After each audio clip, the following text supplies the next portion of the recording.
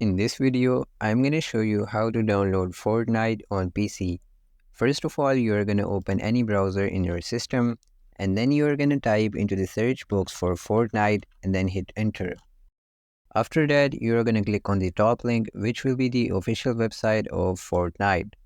Then if you see at the upper right side of your screen, you will be able to see here download button. So just click on that. Then you need to select here your device. As we are downloading Fortnite on PC, we are gonna go with the first option, which is download through Epic Games Launcher. Once you click on that, it will start downloading Epic Games Launcher into your device. So we cannot download Fortnite directly into our device. First of all, we are gonna install Epic Launcher and then we will be able to install Fortnite through Epic Games Launcher. Once it has been downloaded into your device, you're gonna go to the location where you have downloaded Epic Games Launcher, and once you have found that, you can just double click on that to start the installation process. Then you're gonna select any location from here where you wanna install Epic Games Launcher, and then click on install.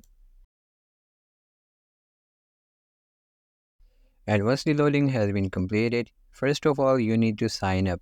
You can also sign in through your email address or from any of these other options. I'm gonna go with Google. Then you need to create an account by entering this information over here and then click on continue. Then you will be logged into your Epic Games account. First of all, you need to search into the search box for Fortnite and then hit enter.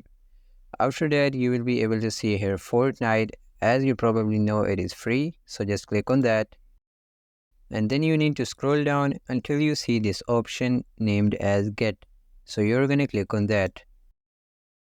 And then you will be able to see here this pop-up window. In here, you're going to click on View in Library. And then you will be able to see here Fortnite in your library.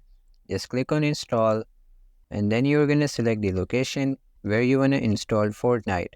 Once you have done that, as you are able to see here that the download size is around 90 GB.